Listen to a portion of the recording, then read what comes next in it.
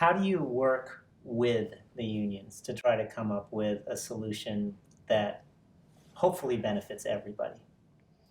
Oh, it varies by union. Some unions are more antagonistic or aggressive about implementation of rules and costs and expenditures, but you learn over time, and part of our experience is learning the best way to dance through those rules with the least cost implication.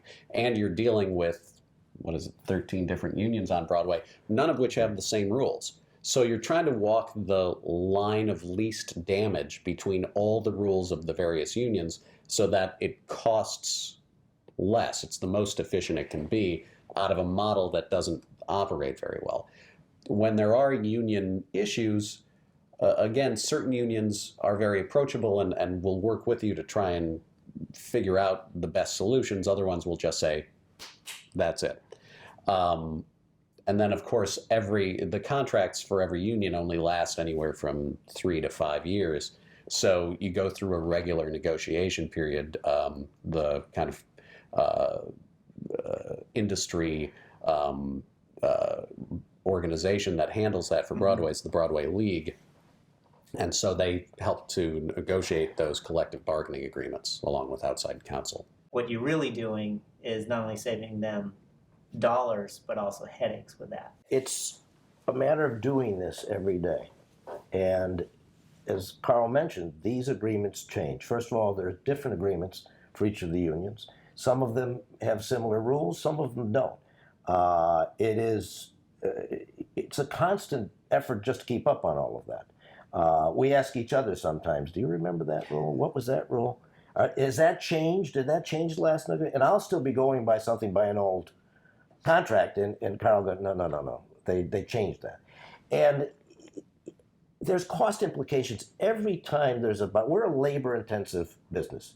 We're an extraordinarily labor-intensive business. That's why we look at what our weekly operating costs are, because unlike the television, movie, you have production costs.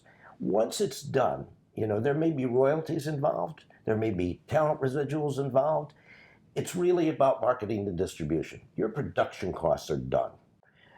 When we do a show on Broadway, those people, if it's a big musical, you could be looking at 100 people coming into the theater, between stagehands, musicians, actors, wardrobe, hair people, not considering the people in the staff of the theater, ushers, ticket takers, porters, stage doormen, cleaners. And all of those bodies collect a salary every week.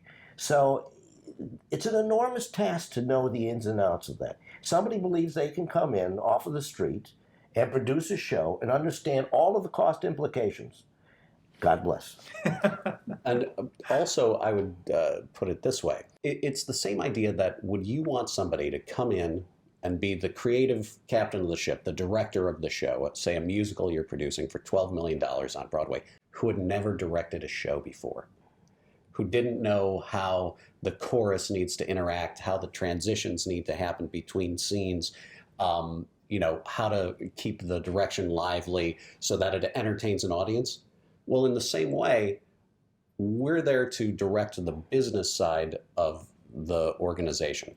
And as you get into the production of the show and you're spending 16 hours a day putting this show together and all of your employees are coming in and it's the massive amount of expenditure per hour going out, do you want somebody who hasn't had the experience of, well, here's how we solve these problems because I've done it 20 times before and this is the best way to play that out?